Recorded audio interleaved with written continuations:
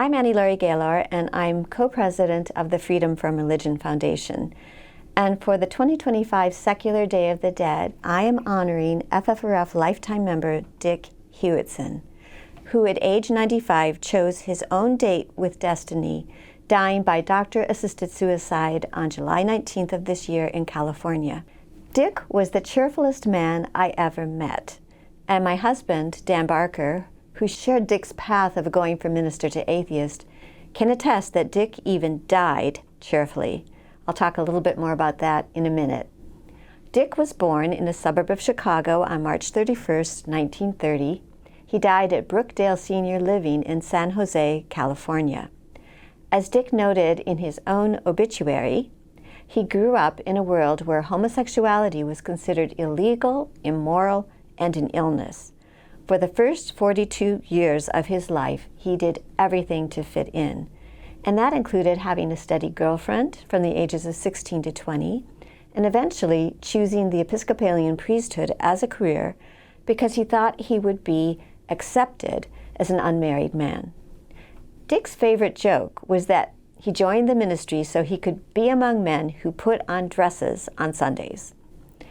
At the age of 42, he became involved in the budding gay rights movement, and he was instrumental in getting a gay rights ordinance passed in 1977 in St. Paul, Minnesota, and ensuring that Minnesota state employees had the first union contract protection for LGBT employees in the nation.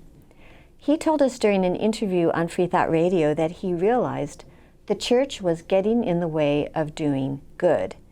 Dick and his then partner David Irwin together reached the conclusion that the greatest enemy of LGBTQ+ people was religion. He and David joined the Freedom from Religion Foundation in 1978. That was the year we went national and started. His ever-ready chuckle and beaming smile put everybody at ease. And here he is at our 2018 convention in San Francisco. The real honor for me is having been a member of this organization since 1978. And the conventions have been the highlight of my year. In a speech at a later convention, he reported that he had been favorably impressed at that first Freedom from Religion Foundation convention because he and David arrived as a gay couple, and it didn't matter. There were no waves, no nothing, no judgmentalism. We were welcome. When I heard him say that, I thought it was such a sorry commentary on society that they had been afraid of their reception. But of course, he had nothing to fear from a group of irreverent blasphemers and heretics. He helped David establish Quatrefoil Library in 1986, one of the largest LGBTQ+ libraries in the country, and the de facto LGBTQ+ center for the Twin Cities. At the age of 80, he met the love of his life, John Vu, a Vietnamese refugee.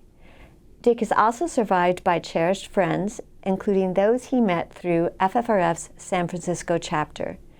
Dick generously suggested donations in his memory to Freedom from Religion Foundation and Quatrefoil Library. Dick had blamed his chronic doubts about religion upon himself and said he had prayed, but he liked to quote my mother, FFRF principal founder Ann Gaylor, for saying, "Nothing fails like prayer." My mother asked Dan to turn her aphorism into a song, which is now sung at every FFRF convention non-prayer breakfast, and it was that song that Dick asked Dan to sing to him as he was dying. So let's end with just the refrain of "Nothing Fails Like Prayer" in Dick's memory as I light this candle. Nothing fails like prayer. Nothing fails like prayer.